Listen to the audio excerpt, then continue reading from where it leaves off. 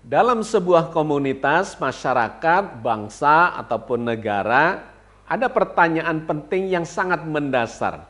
Dan pertanyaan ini kontroversial jawabannya.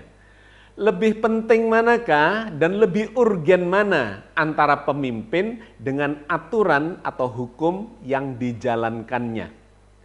Di episode kali ini, di program Perspektif, episode 155, kita akan melakukan kajian kritisnya dalam sudut pandang kesejarahan, dalam sudut pandang filsafat ilmu, dan keteladanan Rasulullah Muhammad SAW ketika dikaitkan dengan konsep negara Islam yang dalam beberapa episode ini sedang kita lakukan kajiannya. Di episode kali ini kita akan mengakhiri dan menyimpulkan kajian kita selama 3 episode ini terkait dengan buku yang berjudul Perlukah Negara Islam? Sahabat sekalian, di dalam 2 episode yang lalu kita telah melakukan kajian mencuplik dari buku Perlukah Negara Islam. Yang pertama terkait dengan peringatan kemerdekaan Republik Indonesia, maka kita membahas bahwa Indonesia ini di saat awal mengalami persimpangan sejarah terkait dengan bentuk negara dan pemerintahannya.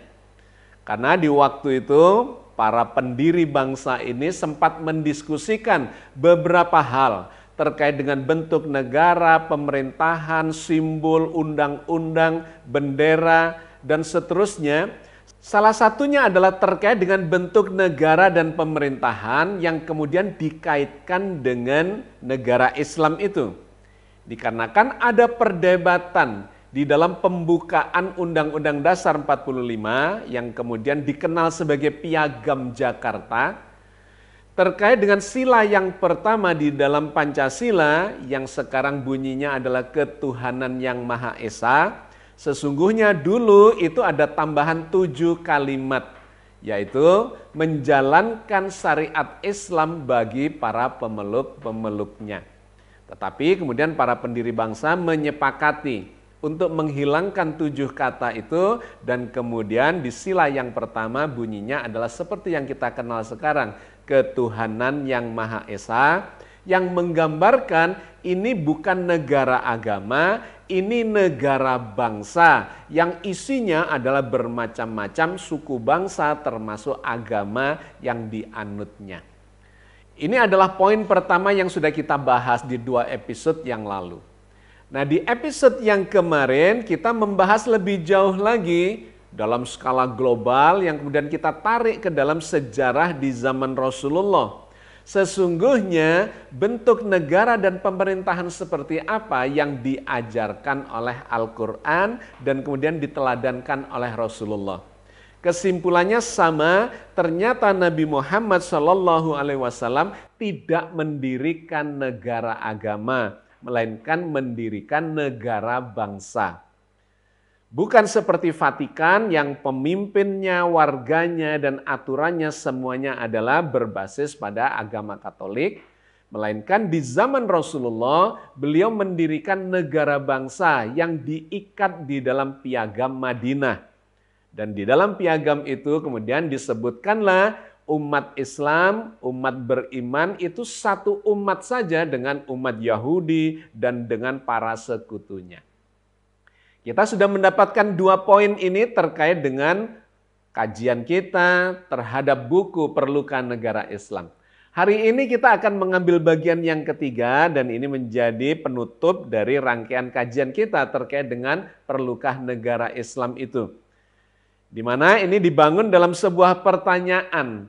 Sesungguhnya di dalam sebuah bangsa, sebuah negara yang lebih urgen itu apa? Pemimpinnya ataukah aturannya?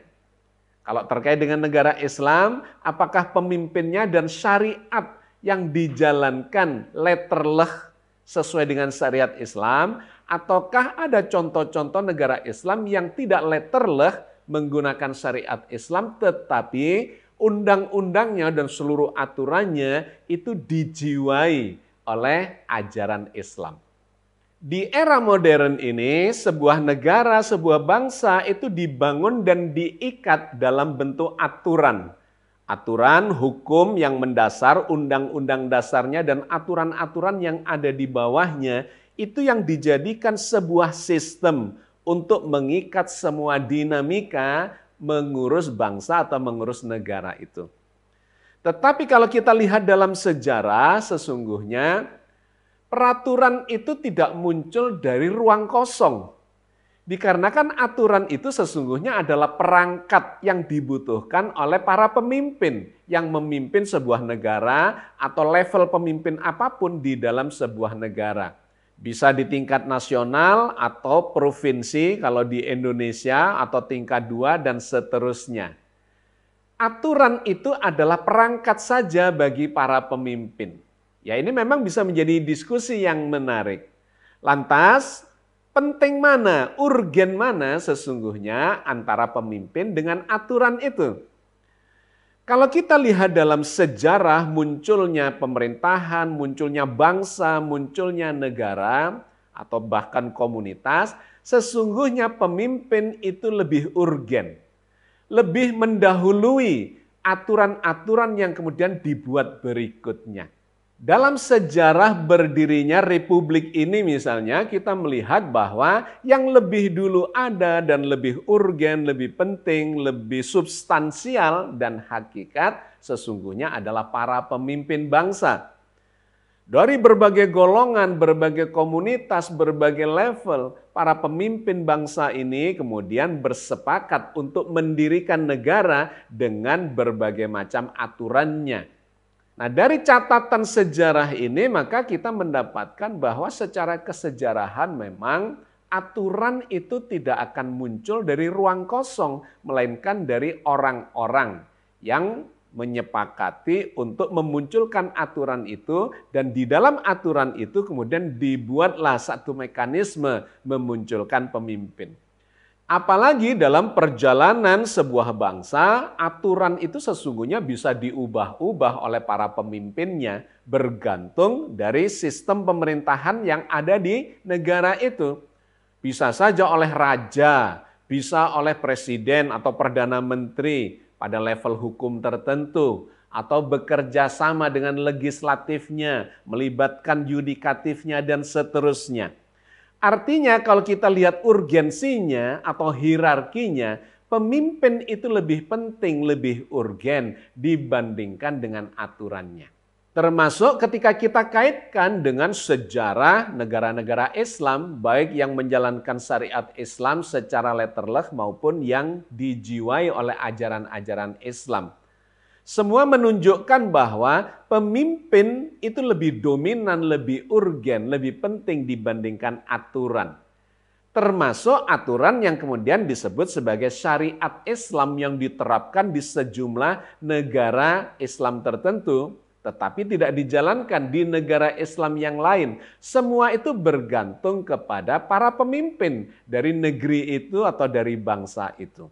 Kalau kita tarik mundur ke masa lalu misalnya dari Bani Abbasiyah, Bani Umayyah, Khulafaur Rasyidin sampai kepada Rasulullah, maka kita melihat dalam sudut pandang sejarah selalu pemimpin itu lebih dominan, muncul lebih dulu untuk memimpin bangsanya atau komunitasnya atau umatnya menuju satu tujuan tertentu yang dicita-citakan dan kemudian dibikinlah peraturannya. Kenapa ini penting dipertanyakan? Kaitannya adalah dengan kenapa ada negara Islam yang menjalankan syariat Islam itu dengan letterleh sebagai undang-undang positifnya atau hukum positifnya, sementara di negeri lain yang juga negara Islam, katakanlah seperti Mesir dan Turki, negara Islam, mayoritas penduduknya Islam, tetapi undang-undangnya, hukum positifnya tidak menjalankan syariat Islam secara letterleh, melainkan aturan-aturan undang-undangnya dijiwai oleh ajaran Islam. Jadi kenapa ada perbedaan ini? Menunjukkan bahwa sesungguhnya aturan itu hanya perangkat saja, bergantung kepada pemimpinnya. Dan kemudian kalau kita tarik kenapa muncul yang seperti ini, sesungguhnya di zaman Rasul itu memang beliau mengajarkan. Ada satu contoh di mana beliau mengutus seorang sahabat namanya Mu'adz bin Jabal untuk menjadi ahli hukum atau hakim di negeri Yaman. Ketika mau berangkat itu ditanya oleh Nabi, "Wahai Mu'adz, bagaimana engkau akan memutuskan sebuah perkara yang kau temui di Yaman?" Maka dia mengatakan, "Rasul, saya akan merujuk kepada Al-Quran Al-Karim." Nabi kemudian bertanya, "Kalau engkau tidak mendapati kasus itu di dalam kitab suci Al-Quran, apa yang akan engkau lakukan?" Maka Mu'adz menjawab, "Aku akan merujuk kepada contoh keteladanan yang telah Rasulullah lakukan kepada sunnah Rasul." Nabi masih bertanya lagi, "Kalau kemudian aku belum pernah mencontohkan, apa yang akan engkau lakukan?" Mu'adz mengatakan bahwa saya akan melakukan ijtihad. Dikarenakan saya harus membuat keputusan dan saya tidak akan pernah membiarkan keputusan itu tanpa kepastian. Kisah di zaman Rasulullah yang diceritakan dalam hadis ini menggambarkan kepada kita bahwa peristiwa-peristiwa itu akan terus berkembang. Apalagi di era modern, di era milenial, yang peradaban semakin jauh berbeda dengan masa lalu, maka secara hukum, secara aturan, itu akan membutuhkan perkembangan peraturan, perkembangan kebijaksanaan, keputusan-keputusan hukum, dan seterusnya yang berbeda dengan zaman Rasulullah dan para sahabat masih hidup. Apalagi di era modern, era milenial, dan peradaban yang semakin jauh ke masa depan, pasti akan terjadi peristiwa-peristiwa, kasus-kasus yang berbeda dengan masa lalu. Itulah sebabnya ada negara-negara Islam yang berpegang teguh secara letterleh kepada syariat Islam, tetapi ada negara lain yang menjadikan syariat Islam itu sebagai inspirasi, jiwa dari ajaran itu yang kemudian diwujudkan dalam bentuk peraturan-peraturan yang lebih sesuai dengan kasus-kasus, dengan peristiwa yang terjadi di zamannya atau di negaranya. Sehingga dalam konteks ajaran Islam, pada hakikatnya sesungguhnya Islam lebih mengajarkan munculnya pemimpin-pemimpin yang bijaksana, yang adil, yang jujur, dan seterusnya. Yang di tangan pemimpin seperti inilah aturan itu bisa saja berubah-ubah sesuai dengan zamannya, tetapi mengikuti pemimpin yang memiliki akhlakul karimah itu. Maka seperti yang saya sampaikan di episode yang lalu, bentuk negara bisa apa saja. Kerajaan, republik, federal, dan seterusnya. Bentuk pemerintahan bisa apa saja. Bisa kerajaan atau dipimpin raja, perdana menteri, presiden, dan seterusnya. Atau keemiran seperti Uni Emirat Arab. Dan sebagainya disesuaikan dengan kebutuhan. Tetapi aturan-aturan yang dijalankan di sana adalah aturan-aturan yang jiwanya dari ajaran Islam yang mulia. Dan lebih penting lagi dari itu adalah pilihlah pemimpin yang jujur, yang adil, yang rendah hati, yang berpihak kepada umat dan seterusnya, yang menjalankan akhlakul karimah. Karena di tangan pemimpin yang hebat, yang baik, aturan yang tidak baik, aturan yang tidak sempurna dan banyak celahnya, itu tetap bisa dijalankan dengan baik. Tetapi sebaliknya, di tangan pemimpin yang buruk, yang jahat, yang niatannya adalah untuk kekuasaan dirinya dan kelompoknya semata, maka aturan yang baik pun akan ditekuk-tekuk, diarahkan sesuai dengan kepentingan dirinya dan kelompoknya. Karena itu Al-Quran mengajarkan agar kita memilih pemimpin yang baik di semua levelnya. Bisa pemimpin yang paling atas, presiden misalnya kalau di Indonesia, menteri-menterinya atau calon-calon menterinya yang diusulkan adalah kader-kader yang terbaik, kemudian hakimnya, anggota DPR-nya, MPR-nya, semuanya, gubernurnya, bupati dan wali kotanya, semua pemimpin-pemimpin di level manapun, pilihlah orang-orang yang terbaik yang memiliki akhlakul karimah.